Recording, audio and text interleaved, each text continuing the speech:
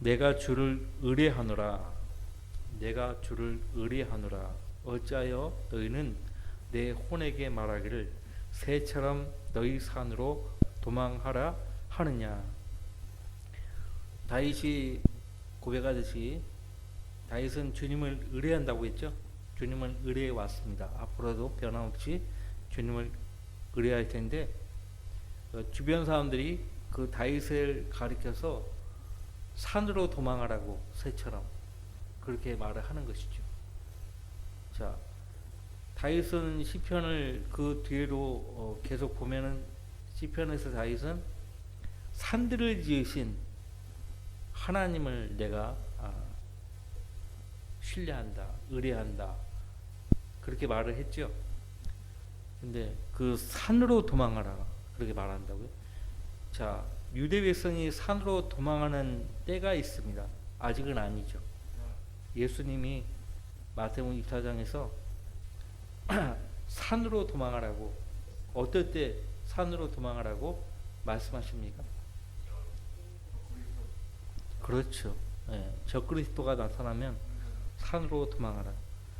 그리고 너희의 피난한 일이 안식일에 일어나지 않도록 기도하라 그렇게 말씀하셨죠. 안식일에 일어나지 않도록 기도하라. 굉장히 곤혹스러운 때죠. 안식일에 하나님만을 찾아야 되는 날인데 피난을 해야 돼요. 집 밖을 나가서 피난을 해야 되는 아주 곤혹스러운 때죠. 그런 일이 일어나지 않도록 기도하라고 말씀하십니다.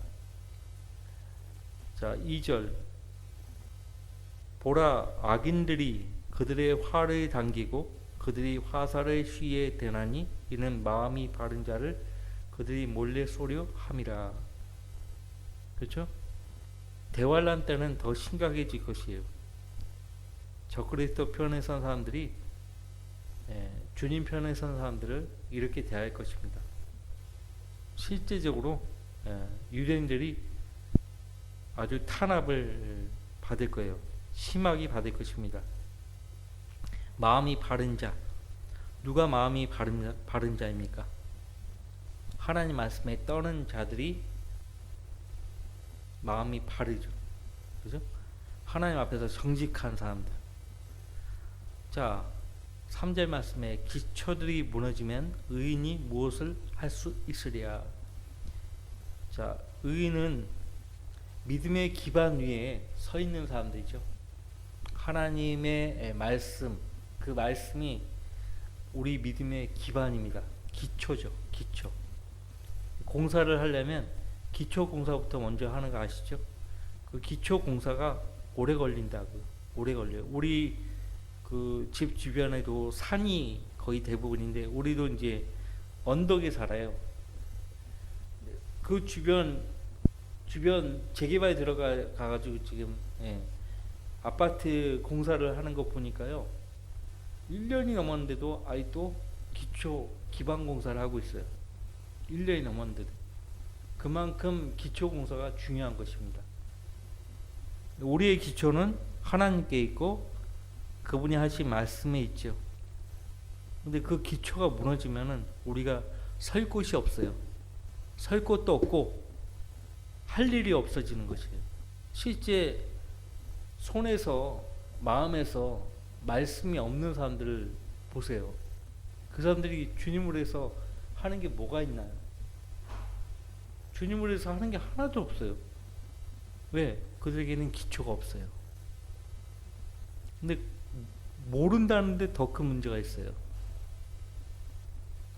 기초들이 무너지면 의인이 무엇을 할 수 있으리야. 기초. 법과 질서를 언급하죠. 법과 질서의 기초들을 말한다고요. 학교에서는 특히 대학에서 가장 강조하는 부분이 기초학문이에요. 기초학문.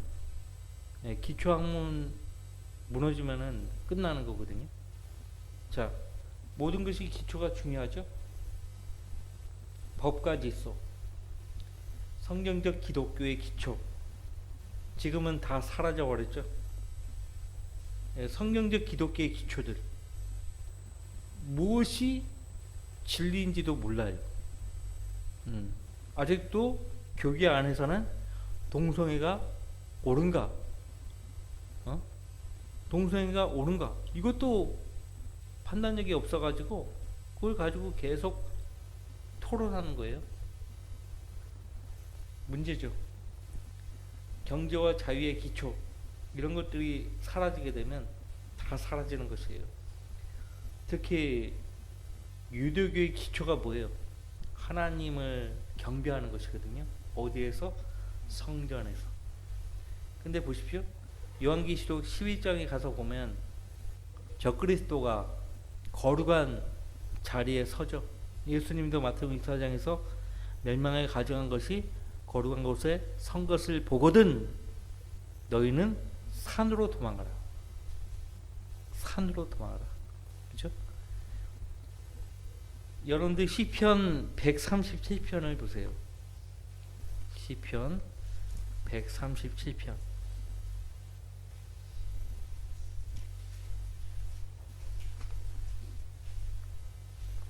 거기에 보시면은 5절 말씀부터 보시면은 오 예루살렘아 내가 너를 잊는다면 내 오른손으로 그 기교를 잊게 하라. 내가 너를 기억하지 아니하면 만일 내가 예루살렘을 내가 가장 즐거워하는 즐거움보다 더 좋아하지 아니하면 내 혀로 내 입천장에 붓게 하라. 오 주여 예루살렘의 날에 에돔 자손들을 기억하소서. 그들이 말하기를 파손하라 파손하라 그 기초까지 파손하라 하였나이다. 에돔 자손들, 에사의 후예죠. 지금 요르단, 사우디아라비아 이쪽 지대에 사는 사람들이에요. 그러니까 아랍이죠. 아랍 민족들. 아랍 민족들이 유대인들을 증오하지 않습니까? 이제 실제 이들이 적그리스도 편에 서 가지고요 성전을 파괴하는 일을 할 것이에요. 자, 그 기초까지 파손하라 하였나이다. 오 멸망할 바벨론에 따라 내가 우리를 대한 대로 내게 갚는 자는 행복하리로다. 멸망할 바벨론에 따라. 바벨론이 나오죠. 바벨론 제국만을 가리키는 것이 아니고 요한계시록 17장 18장에 나오는 사탄의 교회죠. 창녀 바티칸입니다. 바티칸. 예. 바티칸이. 그러니까 7절에서 에돔 자손들이 그 기초까지 파손하라고 외치는데 이 기초는 성전 기초죠. 유대인 입장에서 성전은 거룩하신 하나님을 경배하는 곳이에요. 거룩하신 하나님을 경배하는 곳이에요. 근데 그 경배하는 그것을 파손하라고 하는 거예요. 파손. 근데 대환란 때는 적그리스도가 하나님이 아닌데요. 그 거룩한 곳에 서서 내가 하나님이라고 속이는 것이에요. 상당히 많은 유대인들이 그 미혹에 넘어가죠. 근데 거기서 바로 깨닫는 사람들이 있어요. 아, 속았구나. 아, 속았구나. 그래서 바로 두 증인편에 서죠. 요한계시록 12장에 두 증인이 나와서 활동하지 않습니까? 모세와 엘리야. 예. 상당수의 많은 유대인들이 속임에 당할 것이고 또 그 가운데서도 깨닫고서 모세와 엘리야 두 증인편에 서는 사람들도 있을 것이에요. 어쨌든 적그리스도 편에서는 아랍 민족이요 유대인의 그 성전 기초까지 파손하려고 시도할 것이라는 것이에요. 이것이 시편 137편 5절부터 8절까지의 말씀이었고요. 그러니까 유대인들 입장에서는 성전이 파괴되면 모든 것이 다 끝나는 것입니다. 그래서 지금 보세요. 유대 백성이 하나님을 믿는 데서 돌이켜 떠나버리니까 하나님께서 어떻게 하죠? 그 성전에서 떠나시는 거예요. 성전에서 떠나시니까 그 성전이 어떻게 되는 것이에요? 파괴되죠. 계속 파괴되어 왔잖아요. 아시리아에 의해서, 바벨론에 의해서, 그죠? 그 다음에 로마 티투스 장군에 의해서 파괴되었어요. 이 결국 적그리스도에 의해서 파괴될 것이에요. 자, 하나님이 계신 곳은 거룩한 곳입니다. 하나님이 계신 곳은 거룩한 곳인데 시편 11편 말씀을 묵상하고 있습니다. 자, 기초들이 무너지면 의인이 설 수가 없고 할 수 있는 것은 아무것도 없습니다. 아무것도 없어요. 우리에게 기초라는 것이 무엇입니까? 말씀이죠. 성경에서는 기초 원리들 그렇게 말씀하고 있고, 히브리서 6장에서는 기초에서 떠나라는 말씀하고 있죠. 기초에서 떠나, 온전함을 향해서 나아가야 한다. 기초가 있어요. 그리스도에 대한 교리의 기초. 그러므로 우리가 그리스도에 대한 교리의 기초를 떠나 온전함을 향해 나아가야 하리니, 온전함을 향해서 나아가야 한다. 자, 우리는 말씀의 기초 성경 공부할 때 배우는 그 기초 있죠. 그 기초. 근데 우리가 말하는 기초적인 기초가 뭐예요? 예수 그리스도예요. 바울사도가 고린도서 4장에서 말했던 그 반석이신 예수 그리스도. 결국 우리의 기초는 예수 그리스도와 그분이 하신 말씀들이죠. 그 말씀들 무너져 버리면 아무것도 할 수 없다는 것이에요. 아무것도 할 수 없어요. 자, 그나마 하나님께 감사한 것은 현재 우리 손에 하나님의 존귀하신 말씀, 거룩한 말씀이 들려져 있다는 것이죠. 그죠? 자, 4절. 주께서 그의 거룩한 성전에 계시며 주의 보좌가 하늘에 있으니. 그의 거룩한 성전에 계시고요, 보좌가 하늘에 있다. 이 거룩한 성전은 땅에 있는 성전을 가리킵니까? 하늘에 있는 성전을 가리킵니까? 주의 보좌가 하늘에 있다고 했잖아요. 하늘에 있는 성전입니다. 그래서 예수님이 마태복음에서 기도하시잖아요. 하나님의 뜻이 하늘에서 이루어진 것 같이 땅에서도 이루어지리라. 그 기도가 응답되는 때는 천년왕국 때예요. 예수님이 오셨을 때 그 기도가 완전히 응답되는 거예요. 아직까지는 하나님의 뜻이 이 땅에서 이루어진 적이 없어요. 예수 그리스도의 구속사역을 제외하고는 없습니다. 예수님이 오시기 전까지는 없을 거예요. 일어나지 않습니다. 주의 보좌가 하늘에 있으니. 하늘은 나의 보좌요 땅은 나의 발판이니 너희가 나를 위하여 무슨 집을 짓겠냐고 말씀하셨죠. 이사서 66장에서. 그리고 지금 시편 11편 4절 말씀 보는데, 그의 눈은 사람의 자손들을 보시고 그의 눈꺼풀은 그들을 감찰하시느니라. 그래서 하나님의 눈꺼풀은 단 한시도 감긴 적이 없어요. 하나님은 이사서 40장에서 말씀하시기를 졸지도 아니하시고 주무시도 아니하신다고 했고요. 그리고 시편 121편이죠. 거기에서도 이스라엘을 지키시는 하나님은, 거기 보십시오. 시편 121편이죠. 2절에 나의 도움이 하늘과 땅을 지으신 주께로부터 온도다라고 있잖아요.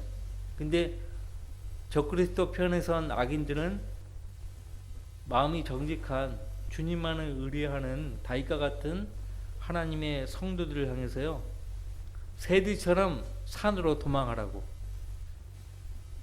우리가 어려울 때, 정말 어려울 때 믿지 않는 친구나 이웃이나 또 가족이 나에게 와가지고, 자 봐라, 네가 이렇게 어려운데 네가 맨날 하나님이 계시니?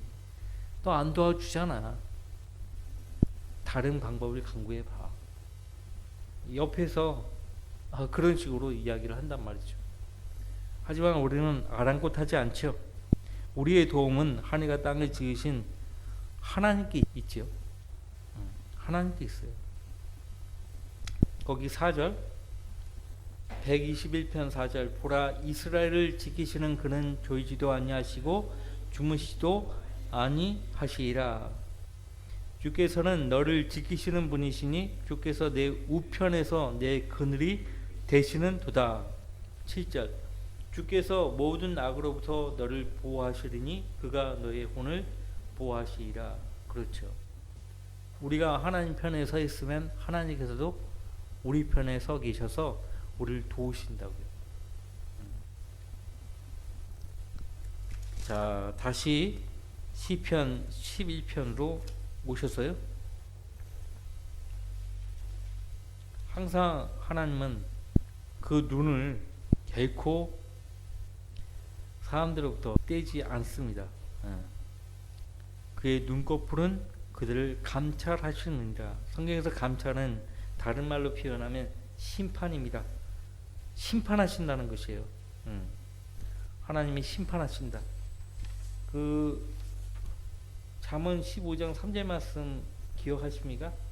주의 눈은 어느 곳에서나 악한 자와 선한 자를 살피시느니라. 주의 눈은 어느 곳에서나 악한 자와 선한 자를 살피시느니라. 구원 받은 사람이나 구원받지 않은 사람이나 항상 살피신다. 그리고 잠언 20장 8절 말씀에 심판의 보좌에 앉은 왕은 그의 눈으로 모든 악을 흩어버리느니라. 흩어버리느니라. 사람한테 제일 무서운 기관이요 눈입니다. 눈. 그러니까 마귀 편에 선 사람들은요 하나님 편에 선 사람들과 눈을 못 마주쳐요. 눈을 마주치는 사람이 간혹 있어요. 마귀 들려가지고 위아래도 없고 눈을 표독하게 쳐다봐요. 표독스러워요. 눈을 보면 독사같이. 선한 눈이 아니에요. 악한 눈이죠. 악한 눈. 근데 심판의 보좌에 앉은 왕은 그의 눈으로 모든 악을 흩어버리느니라. 마지막 백보자 그 심판밖에서 나오는 죄인들은요 하나님 앞에 서자마자 하나님이 바라보시는 그 눈초리, 그 눈길에 그냥 압도당하는 거예요. 그냥 숨길 수가 없죠. 그 심판의 자리가 그런 자리입니다. 시편 66편 7절에 그가 그의 권능으로 영원히 치리하시며 그의 눈은 민족들을 살피시나니 거역하는 자들은 자고하지 말지니라 셀라. 그의 눈은 민족들을 살피신다. 하나님 보실 때 인간들이 하는 행동들을 보면 정말 어때요? 이런 자리에서 이런 말을 해도 될까 모르겠는데 어제 밤에 늦은 밤에 대통령이 계엄령을 선포했죠. 근데 3시간 반 만에 그렇게 할 바에 왜 계엄령을 선포하죠? 참 안타까워요. 아주 안타까웠어요. 계엄령을 선포했으면은 일망타진을 하던가. 응? 참 안타까워요. 반대편에 있는 사람들에게 더 아주 기고만장하게 만들어놨어요. 자, 5절 말씀 보시면 주께서 의인은 시험하시나. 야고보서에 보면은 하나님은 아무에게도 악으로 시험하지 않으신다고 했죠. 자, 이 시험이 어느 경우에 해당되는 것인가? 우리 믿음을, 우리 자신을 단련시키기 위해서, 연단시키기 위해서 시험하시는 거예요. 의인의 경우에는 단련과 연단을 목적으로 시험하시는 것입니다. 단련과 연관의 목적으로 시험하세요. 시험이라고 해서 항상 형벌을 가리킨다고 생각하시면 안 됩니다. 하나님이 욥에게 시험을 허락하신 것은, 시련들을 허락하신 것은 그를 죽이려고 하신 것이 아니에요. 죽이려고 하신 것이 아니에요. 하나님이 바로 잡으시는 사람은 복이 있다고 했잖아요. 자, 그리고 이에 대해서 잘 이해를 못하면은 시편 73편에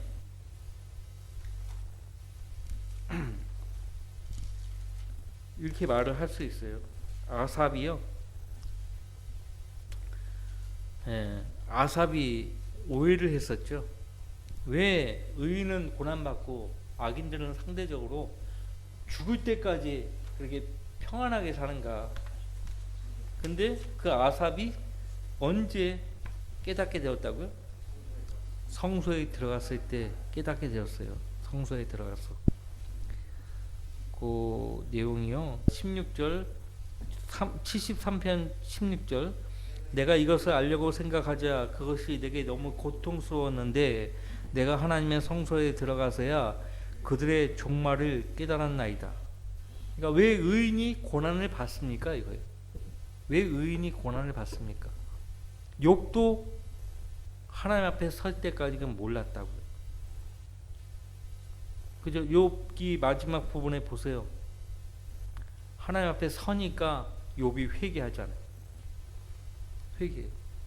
자, 아삽도 마찬가지였어요. 하나님의 성소에 들어가서 하나님을 만나 뵈니까 그때 깨닫게 된 거예요. 확실히 주께서는 그들을 미끄러운 곳에 두셨으며 주께서 그들을 파멸에 던지셨나이다. 어찌 그들이 순식간에 황폐하게 되었나이까? 그들이 공포로 완전히 멸절되었나이다. 사람이 깨어났을 때의 꿈과 같이 오 주여 주께서 깨시면 그들의 형상을 멸하시리다. 26절 내 육신과 내 마음은 쇠잔하나 하나님은 내 마음의 힘이시요 영혼이 나의 분깃이니라. 보소서 주로부터 멀리 있는 자들은 멸망하리니 주께서는 주를 떠나 음행하는 자들을 모두 멸망시키셨나이다. 그러나 하나님을 가까이 하는 것이 내게 좋으니 내가 주 하나님을 신뢰하여 주의 모든 역사를 전파하리이다.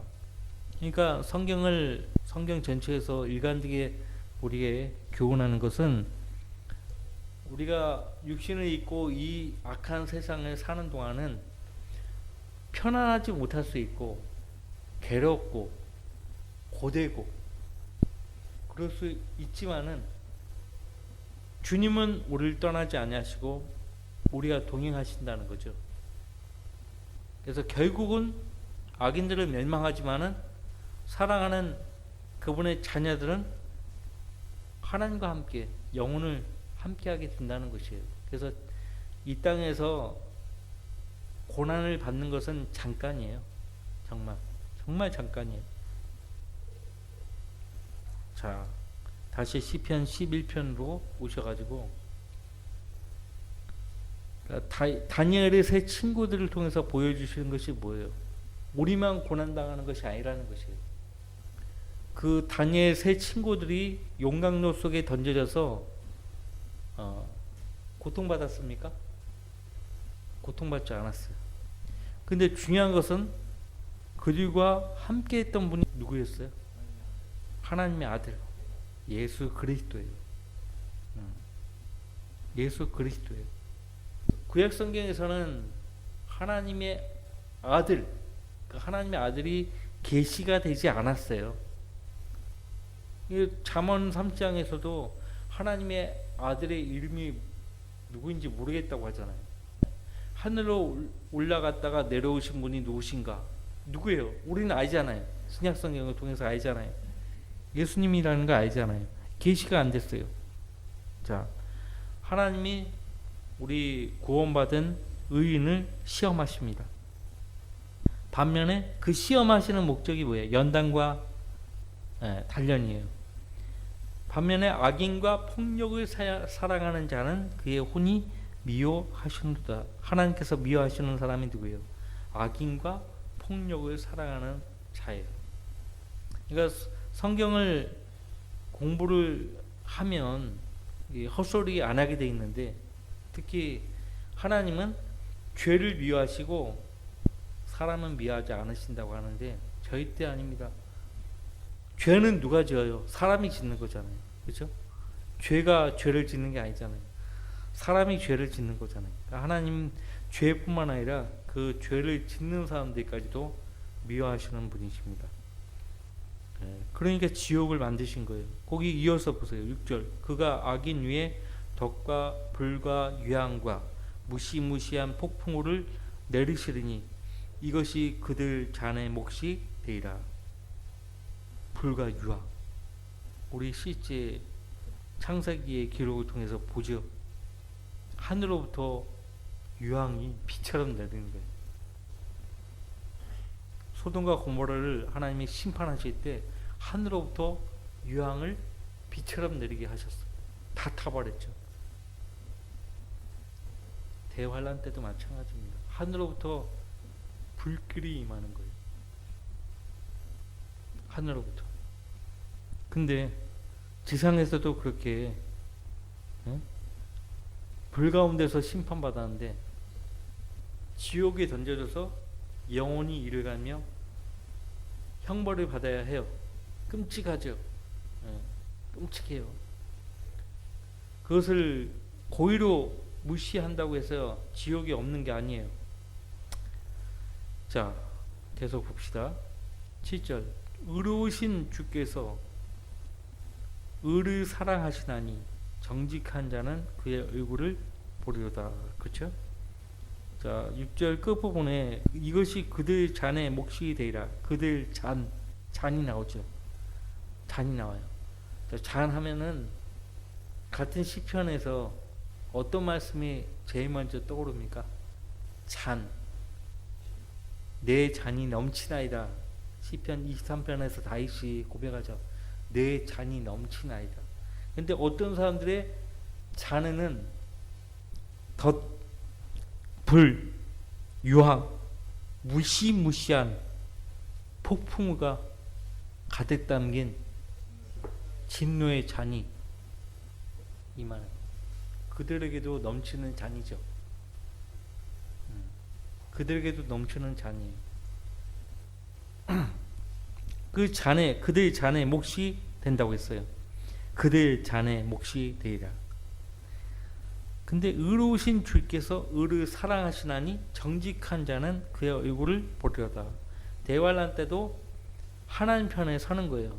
마음을 바로 하고 손해가 있어도 주님을 위해서 그 손해를 감수하는 사람들이 나타나는 거예요. 손해를 감수해요.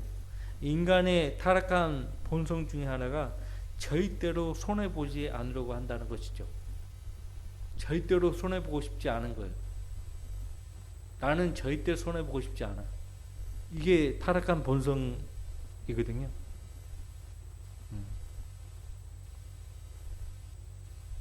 근데 하나님은 주를 위해서 손해를 보더라도 그 손해를 감사할 수 있는 그 성도들을 귀히 여기시고 사랑하시고 결국 그들과 만나 주신다는 것이죠. 왕국 때 예수님과 함께 통치하는 두 부류의 성도가 있어요. 교회 시대의 성도들과 대환란 때의 성도들이에요. 대환란 때의 성도들은 정말 주님을 위해서 목숨을 아끼지 않아요. 초기같이 목숨을 아끼지 않아요. 그 두 증인이 나와서 활동한다고 했죠. 그 두 증인들이 모세와 엘리야가요 앞장서 하는 거예요. 본을 보이는 것입니다. 지도자가 앞에서 본을 보이니까요 다른 성도들도 그들 본을 따르고 초기같이 하나님에 대한 믿음을 지키는 것이에요. 그래서 그들을 가리켜서 계시록은 동정이라고 말합니다. 동정, 더럽혀지지 않은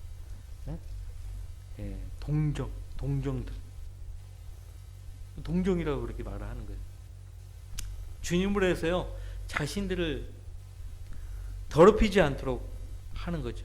그래서 그들에게 주님이 주님과 함께 1000년 동안 다스릴 권세를 약속하시는 거죠. 우리도 지금 이 죄 많은 세상에 살면서 주님을 위해서 내가 손해를 좀 받더라도 손해라고 생각하지 않고 마땅히 내 몫이라고 생각하고 감당을 할 줄 안다면 그것을 주님께서 다 기억하시고요. 예, 저울에 달아주시는 거죠. 그러면 이제 주님이 오셨을 때 칭찬과 존귀와 영광을 주시는 것이죠. 우리 모두가 다 그렇게 되기를 바랍니다. 자, 다음 주에는 12편, 시편 12편은 하나님 말씀 존귀 여기는 모든 성도들, 특히 킴제이 성경에 대한 확고한 믿음을 지닌 성도들에게는 어때요? 약속의 말씀 보존하신다는 그 약속의 말씀을 우리에게 주셨다는 것을 알죠? 12편 6절 7절 7절에 이 말씀들을 간수하시리니 라고 했을 때 대부분의 성경들은 이것들이라고 되어 있어요. 이것들을 해버리면은 그 문맥을 보면은 앞에 6절 말씀에서는 유대인에 대한 언급이 없어요. 말씀이죠. 주의 말씀이죠. 그러니까 문맥을 따지면은 유대인이 아니고 주의 말씀이 맞다고요. 문맥을 따지면. 자, 그러면 다음 주에 12편 말씀을 같이 묵상하도록 하겠습니다.